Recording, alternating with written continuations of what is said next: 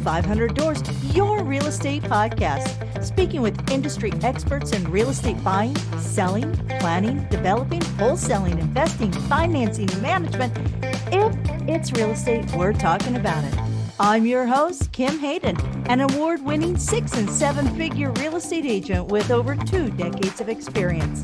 Understanding real estate is a dream for many, that we, real estate professionals, have the ability to bring that dream to reality while building better communities and being the change we want to see.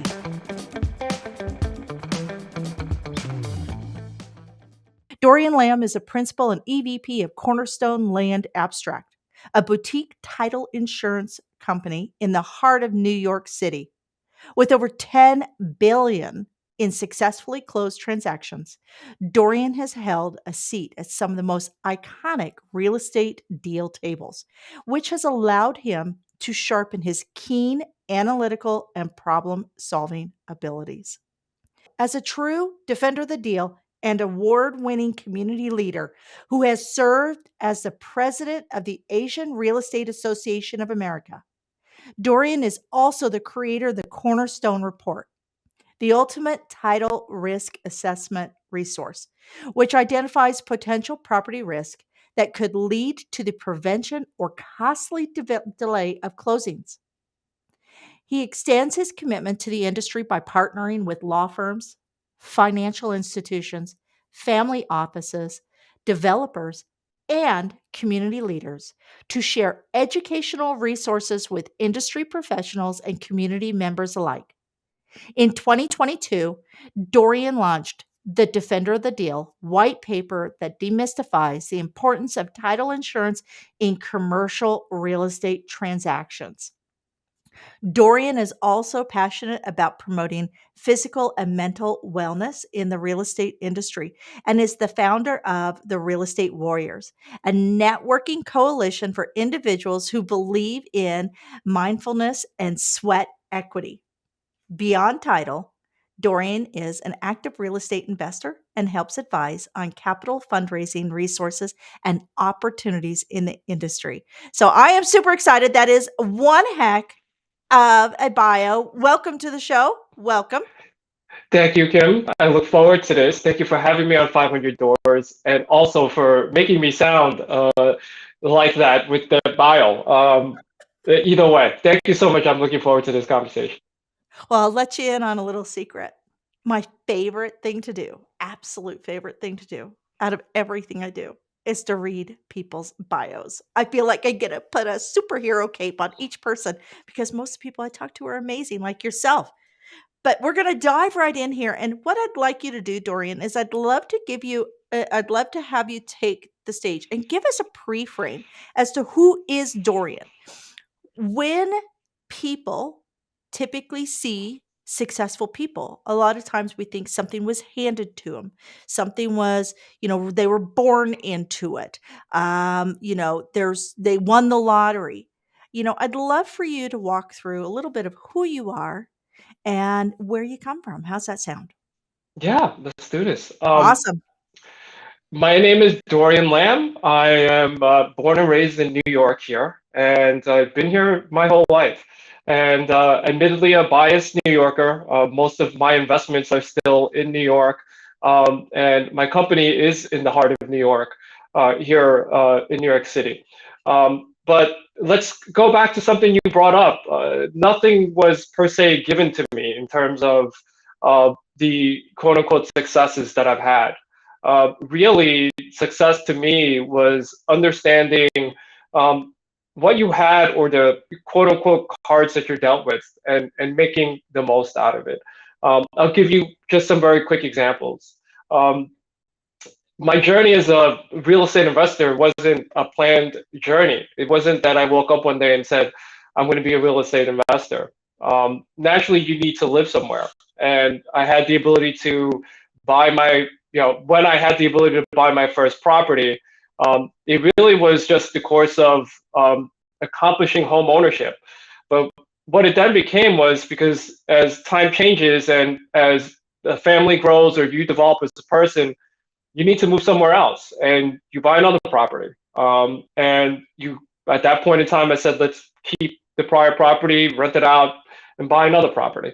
So it wasn't a charted path. It was something that I decided was a sensible thing to do from the perspective of, something that you also mentioned, which is preserving wealth. And I never looked at it from the lens of preserving wealth, but I was fortunate enough, and this is where I am fortunate, where my parents taught me about financial, responsibility. And it's very simple. It's, you save more than you spend. And if you do that, you're going to be able to buy the things that you really want. And at that point in time, the biggest purchase is always a home. And, as time went and as I grew into bigger requirements, I bought bigger properties. So, example, as a single person, I had a condo. I get married, I need a bigger space, I buy a bigger condo. And now I have a family with two young kids, and we buy a house. And all along the way, it was really being able to keep the properties that you've already put your hard-earned money into and finding a way to have it give you a return, i.e., rent, or having it become a rental property. And there's so many opportunities. It's investing in real estate is not a single lensed opportunity. There are so many opportunities. I have a gal that's going to be speaking next Wednesday on the car washes. That Yeah. car washes and the profitability of car washes is crazy, and that's what her company does. Is they raise funds, they create all, they do all the legals, they get all this. So even if you are in a position where you don't feel within your local market that you can uh, get to the level of purchasing in that market, the world's opened up. There are so many opportunities out there. And this is another conversation I'm going to get Dorian on, because I just have a feeling that we could go down the rabbit hole on so many opportunities within real estate. But Dorian, let's talk about, what is it you do? So I own and operate a title company here in New York. We've been in business. We are celebrating our 15th year coming up in March.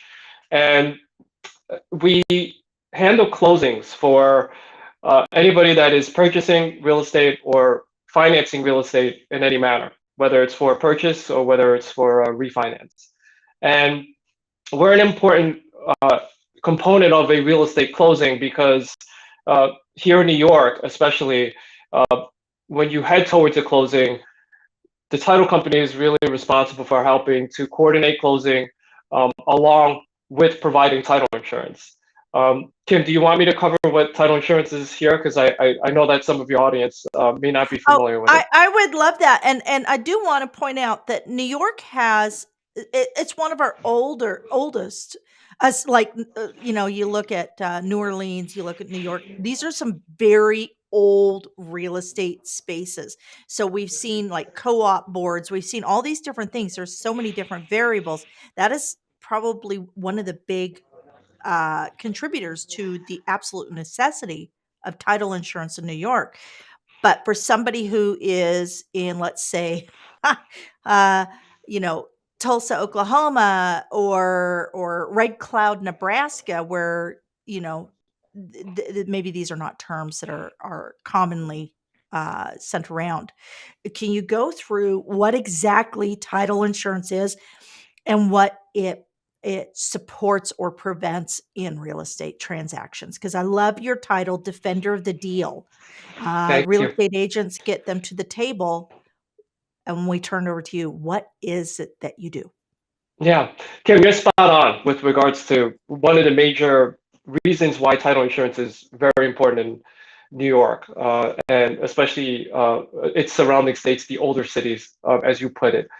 I'm not going to get overly technical, because if I got overly technical, your audience is going to fall asleep, and I don't want that. I'll keep it more relatable from the perspective of why people should care about it, or why agents to or those that are becoming agents should understand how it works. Title insurance in its simplest form is, in essence, um, making sure that whoever you're buying property from actually owns it. Now, that may sound peculiar, but when you have records that go back to pre-1900s or to the 1800s here in New York, you have to make sure that um, the chain, what we call the title chain or the ownership chain, um, has been properly documented, and that there aren't any potential hiccups that or hurdles that may come about from it not being transferred properly. So the most uh, relatable example is in the case of inheritance, where many people. There's no secret here in New York where property appreciates well, especially over time. Um, there are a group of people who just never sell property, and they may be reaching an age where they have to think about legacy and either put it in a trust or give it to somebody through, or somebody can take ownership through inheritance. That in itself, it requires legal paperwork, court filings, proper procedure in order for you to be the rightful owner of a property. If that was not done right or correctly, when consequently you sell the property, there could be issues that come about. And this really comes to the surface when a lender gets involved, and lenders are not going to want to give you a mortgage or give you financing on a property that has any title deficiencies or issues. So you have to hire a title insurance company to do that research for you, fill in the pictures where they can, and help mitigate the risk for either lenders and, of course, the homeowner. That's one example on the residential side, and I know primarily the audience is residential. So I'll give another example. Well, actually, as a final point on the inheritance part, that's a one-to-one scenario. For commercial buildings here in New York, it is not uncommon for buildings to be inherited by multiple parties. So there could be 8 parties involved. There could be 5 parties involved, and each one of those parties needs to be properly documented, because we have seen scenarios in which buildings are sold, and then out comes a party that says that they have an interest in the property and that they never signed off on it. So title insurance, that's where it especially is important, because in that scenario, if you have and purchase title insurance, you would call your title insurance company to help combat that dilemma. Well, and all of these are, I mean, Calgary's very different. We're new. I don't think there's anything here that goes back pre-1800 except for maybe a Yeah. horse barn. Um, and everything is centralized. However, I do have a title insurance story, and it came from the fact that the home builder in the community that we served, it was a brand new community. The builder had actually built the garage 3 inches onto city property, city right away. Yeah. And Encroachment. Yeah. so so and it's like, how did you do this? Like, you're developing the land, you know where everything is. So that property we've sold 3 times, and it has title insurance on every one to protect the homeowner. So in case that garage has to get moved at any point in time to access city right away. So Yeah. that's That's my that's an story. Yeah, and you're right. You bring up a good point, right? Easements, shared driveways, all this stuff is a title-related matter, because that has to be delineated. You're spending hard-earned money, right? Yep. That many have saved for many years. You want to make sure that what you're buying is what you're buying, because the last thing you want is for somebody to suddenly appear and say that well that you're using, that's actually mine. Yep. So either you pay me or some other kind of dilemma that may arise from it. And That's I something that, think title insurance we see on a lot of acreages and commercial, even here in the newer areas, because we do have title insurance companies. But I want to move from the title insurance, and I want to go into the next side, because you say defender of the deal. This comes from, you can't be a defender of anything if you are not strong mentally, emotionally, physically, financially, relationship wise. Like, you can't be in that warrior space if you aren't. So I want to talk about, because on your bio you mentioned how you're an advocate, and I want you to talk about the real estate. What is that? Real estate warriors? Can you go into a yeah. little bit of why? Pardon me, why you do that, and how it started, and what people can expect from that space? Yeah, I'll start with that. I am a firm believer in that, Kim, you cover a lot in your resilience podcast, and even you touch on it in 500 Doors, because there's a common thread between successful people in terms of how they go about life and what their mindset is. I'm a firm believer in that, one of the keys to success is to make sure that you yourself as an individual are putting yourself in the best place to perform.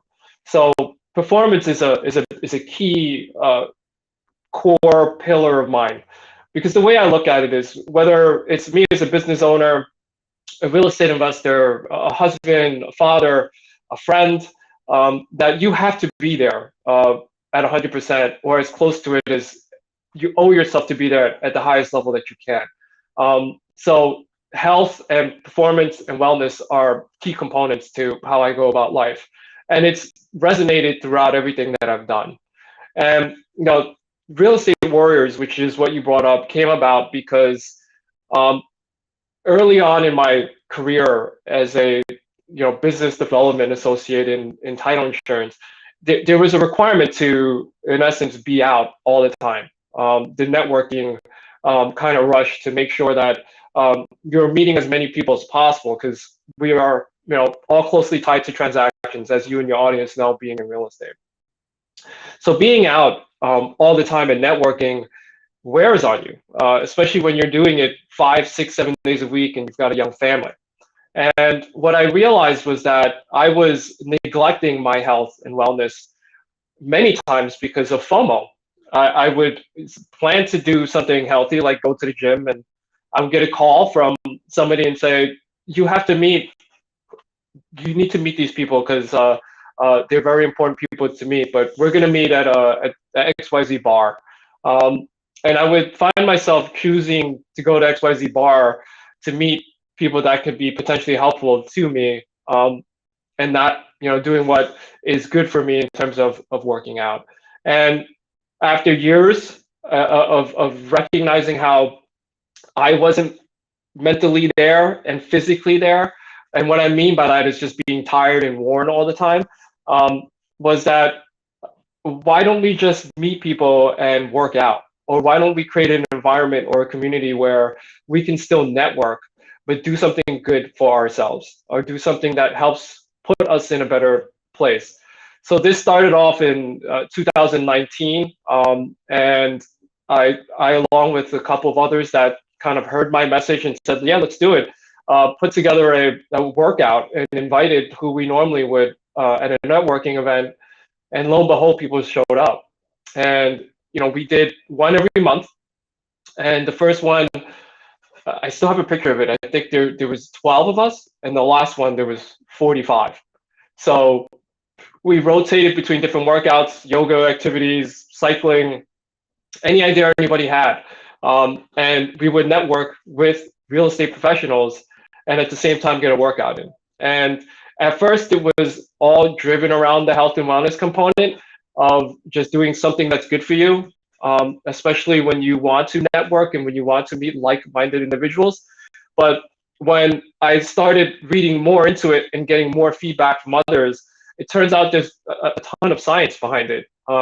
Science between getting a workout and doing something not overly stressful, but getting your heart rate up, that serotonin flows through your body, and that's the connecting hormone, or that you're putting your body in a better position to remember the conversations that you're having, or remember some connection that you had with an individual.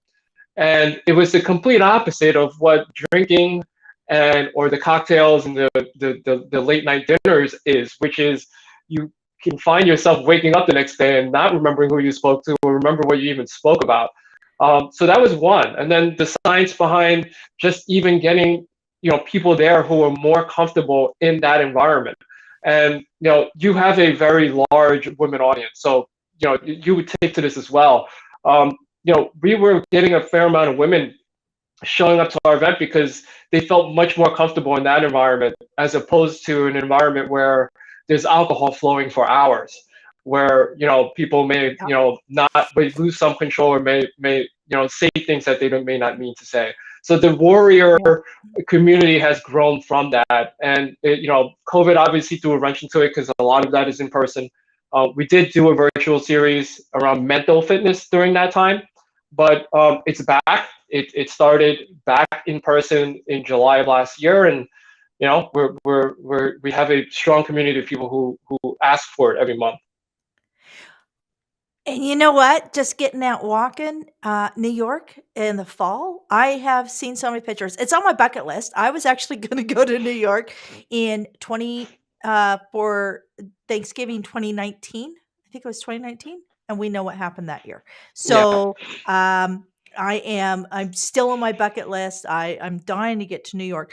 I do absolutely agree with, I no longer drink at these social events because yeah. I I'm mean, not an introvert. I am not an introvert. There's huge problems. So yeah, I die, especially because some of the spaces that you go into, these are spaces you want to go back to. So that is great. And then I am guessing though that there was a lot of benefit when you took a look at the Warriors program and the connectivity because of COVID and having to take that step back and address the mental health side of things. And absolutely. that's something we Yeah, don't talk a lot about as real estate agents. Um, yeah. So to pick up from that, physical fitness is something that everybody is very well tuned into, right? You can feel yourself, look at yourself physically, and say, "I'm completely out of shape." One thing that I learned myself was that physical fitness is just probably less than half of it when you consider how important the mental facility and mental fitness is. And when you start recognizing that you can also exercise your mind as much as you exercise your body, it really does change everything from a focus standpoint, mindset standpoint, patience standpoint, all of that, all quintessential elements of performance. So during COVID, we did a series. It was called Brain Body Breath B3, and it was just teaching people how to breathe. Think about it, how to breathe, right? And most people take breathing not so much for granted, but because we're born with the ability to breathe, nobody thinks they can work at breathing, or nobody feels that there's technique in building and breathing. And there's a ton of stuff out there in terms of box breathing, vagus nerve breathing. There's so many different things that you can do depending on what you're trying to accomplish that helps put you in a better place. Brain, obviously, keeping yourself focused, and then body, which is correlated to that whole thing. So it was a 4-part series that we did on brain body breath. That was led by a good friend of mine who has a concept out there called psychology fitness. So the whole program is built around building your mental fitness and helping you understand how that puts you in a place foundationally to perform. and I've had several people on my podcast talk about meditation, affirmations, and this doesn't keep coming up because it's the Kool-Aid. It is actually science. Breathing. Here's a trivia for everybody. Sigourney Weaver, at 72 years of age, trained herself to be able to hold her breath for 6.5 minutes for the latest Avatar. Just so everybody knows, I love trivia. Yeah, So, that's a but factoid. that's a factoid, Yeah, yeah, So, so many people in real estate, there's two types of real estate agents. There's two types of people in real estate. There is the there is the Warren Buffett, slow and steady, you know, uh, you know, he invests where the investment is solid and it doesn't have a lot of variables. It doesn't have, you know, we've all heard him talk about cryptocurrency. So yeah, that could just be an age thing. Um, but and then you have the other side of real estate where we see that selling sunset. And it's all the swag. It's all the red bottom shoes and look at me. I'm having a 3 martini lunch and I'm closing a multi-million-dollar Yeah. deal on the phone, which, folks, is not real. Selling sunset is not Yeah. real. Spoiler alert. Spoiler. I've produced over 70 half-hour broadcast television show episodes between 4 different shows that have been across Canada. And I can guarantee you everything on those was scripted, even when it looked live, right? Yeah. So when you're talking about mental, physical health, there is a real mental challenge for a lot of real estate agents. What are some of the things that you would say, being in the real estate industry? And we know that we've got commission breath, we've got the pressure, we've got to close the deal, we've got all these variables. Every one transaction, there's a minimum of 4 conversations going on. What are some of the strategies that somebody could do in their own community to step into a better, healthier lifestyle like you have? Yeah, that's, there's so much we could talk on with that, right? But what comes to my mind immediately is and this is a through line in a lot of your podcasts and your uh, content, is that you have to be genuine and authentic, right? Don't try to be someone you're not. Be yourself. And the reason why is because, and you talk a lot about expectation setting as well. And the reason why is because when you get yourself on this course of having to set expectations that you either can't meet or that you're trying to attain because of something you saw on TV or because of something you saw on TikTok or whatever it is that you feel uh, is the way that you do business, is when you start acting like someone else.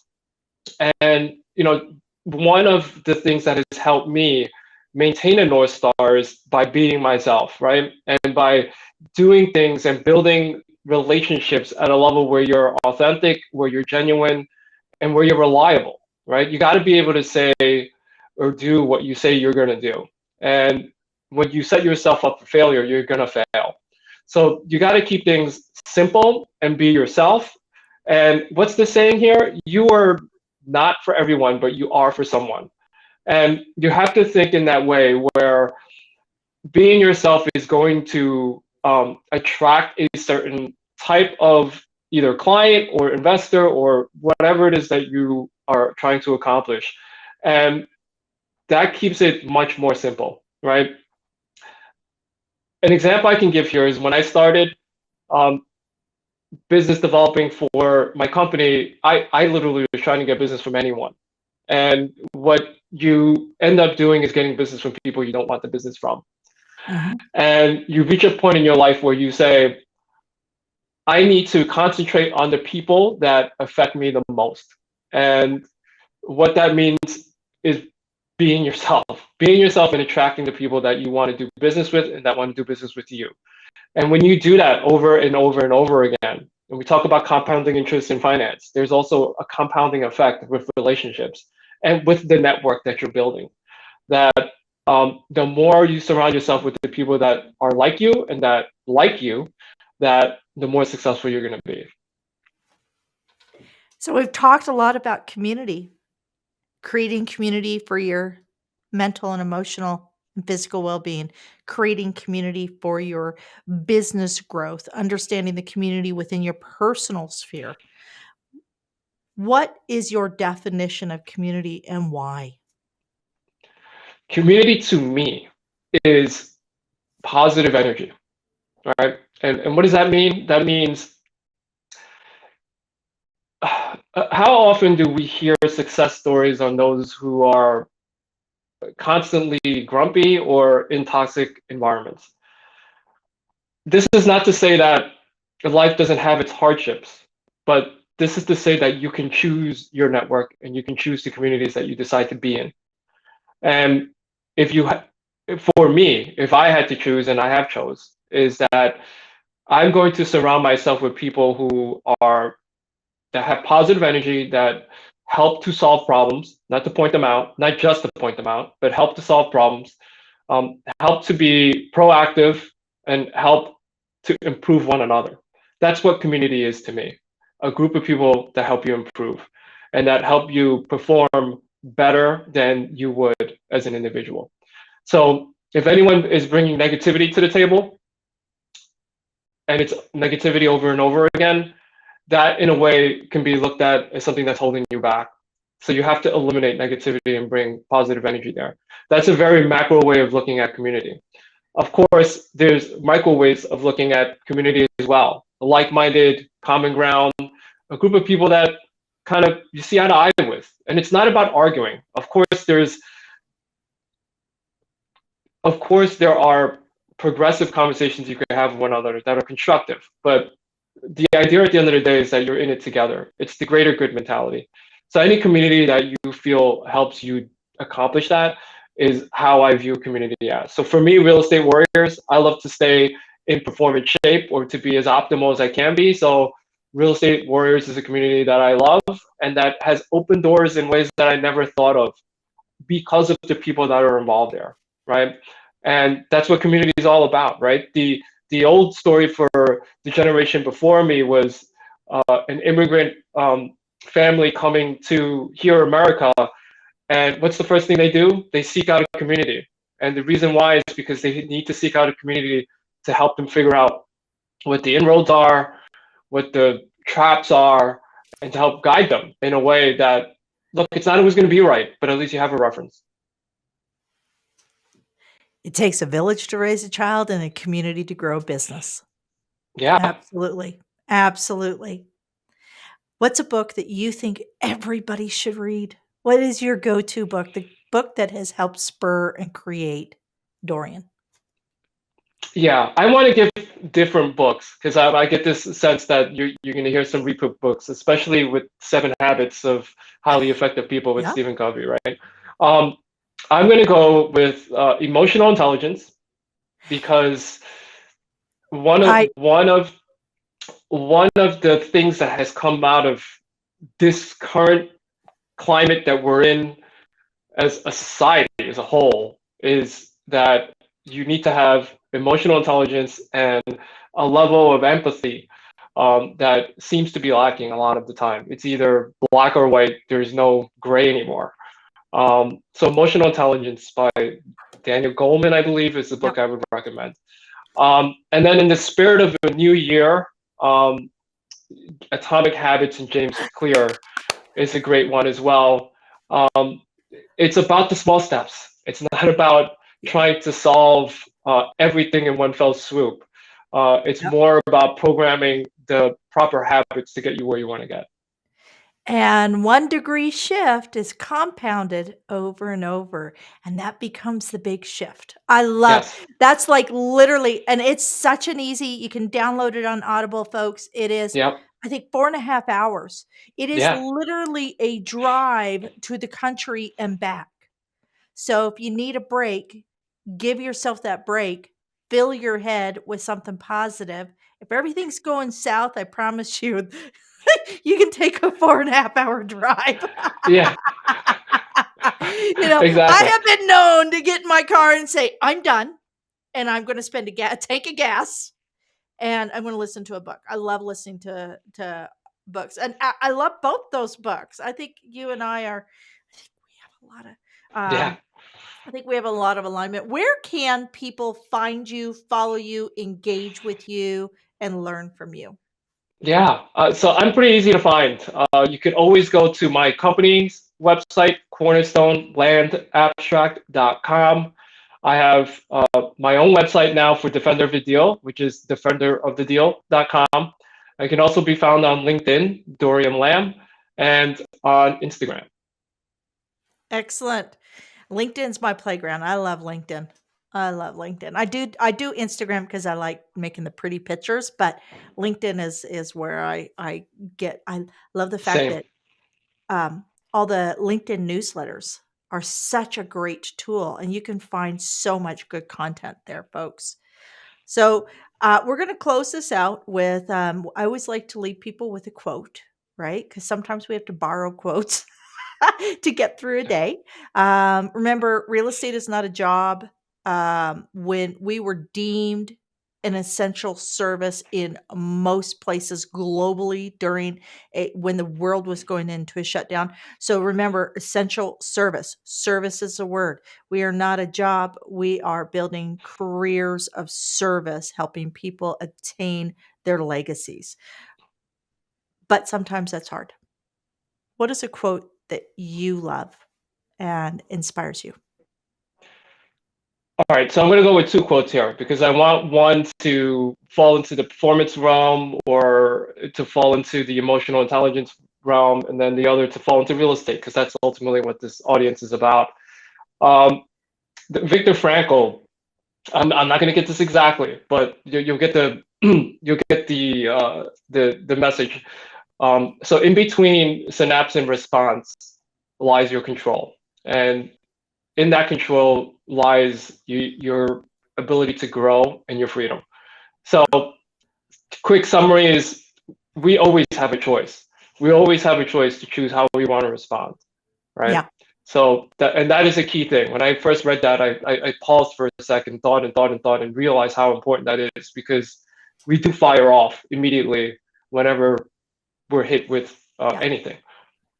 So take that 2 second pause and see how different everything is.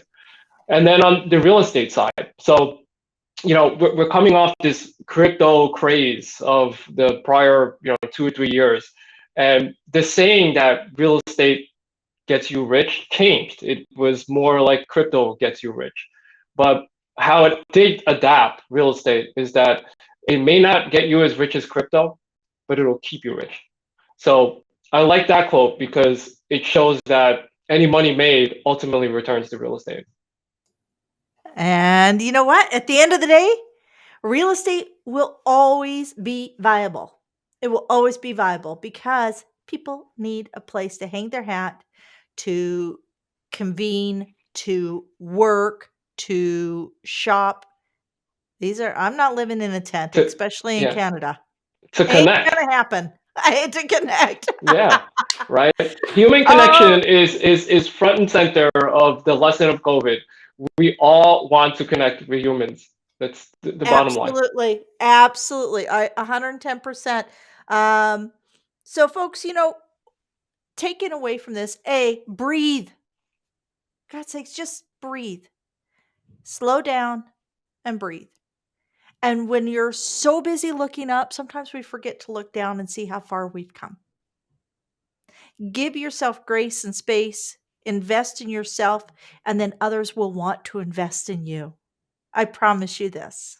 I promise you this. Make sure that your business is lining up this year. I want you all to sit down, do your triple bottom line. This is a great way. Typically, we hear this at People, Purpose, and Planet, but in real estate, it is client, community, and commission. Make sure that your initiatives, how you're building your business, is aligning. Join us over at the Real Estate Summit 2023.vfairs.com or realestatesummit2023.com. Grab a free ticket. There are going to be some incredible speakers. I believe, I truly, truly believe with this trailer park Kansas girl living in Canada that's generated 6 and 7 figures, won civic awards and industry awards. I believe you can too. So join me because I've only put the best here to talk to you, to share with you, to inspire you. That is it. That's all I got today.